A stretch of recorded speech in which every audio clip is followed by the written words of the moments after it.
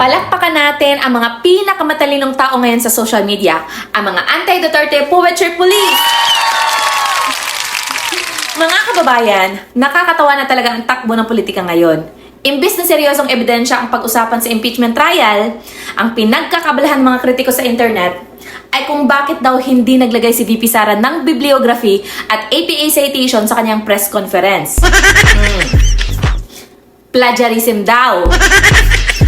Walang originality. Kinopya lang daw niya yung sikat na linyang, "In this bloodbath and bludgeoning, I will be blooded but unbowed." Grabe oh.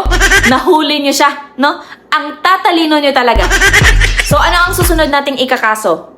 Violation of poetry rights? Ganyan na ba kadesperado ang mga prosecutors ngayon?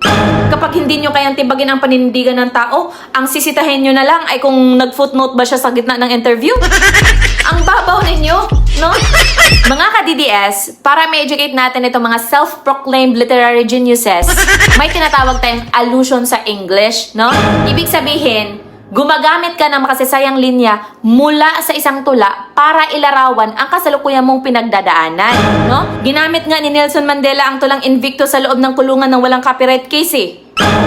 Si Winston Churchill din, nag-quote sa kasaysayan ng hindi nagbabasa ng bibliography sa harap ng radyo. So anong gusto nyo? Habang ginigipit si VP Sara ng buong makinarya niyo sa Senado, magsasalita siya at sasabihin, "In this bloodbath, I will be blooded but unbowed." Quote unquote, written by William Ernest Henley, 1875. Ganun ba? Alam niyo ba kung bakit kayo nag-focus sa tula? Kasi sa impeachment trial, ang ebidensya ninyo ay mga lumang video clips din galing sa press conference. So ano to? Sine trial o reaction video marathon sa Facebook at YouTube? Dahil wala kayong matibay na legal na argumento na may ibato sa defense team, dinala nyo na lang ang laban sa pagiging proofreader ng tula. Kayo ang totoong nakakatawa. Kaya nyo lang naman pinagtatawanan ang linya na yan dahil natatakot kayo sa totoong ibig sabihin yan. Aminin, unbowed, hindi mayuyuko.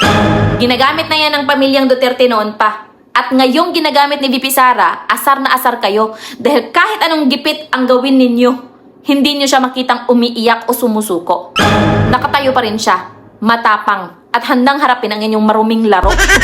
Pero bago kayo magdiwang sa inyong mga mababaw na meme, may paalala ko sa inyo mula sa salita ng Diyos na mababasa sa Proverbs chapter 19 verse 29. Anong sabi doon? It says there, "Penalties are prepared for mockers and stripes for the backs of fools." So kapag wala ka ng totoong hustisya o ebidensya, ang huling takbuhan ng inyong mahinang karakter ay ang mangutya at gawing katatawanan ang paninindigan ng iba. Diba? Ganon kayo? Yan ang ginagawa ninyo ngayon. So, akala nyo ba nakakatuwa ang pagkakaisa ninyo para pagbagsakin ang isang leader na ibinoto ng 30 million Filipinos?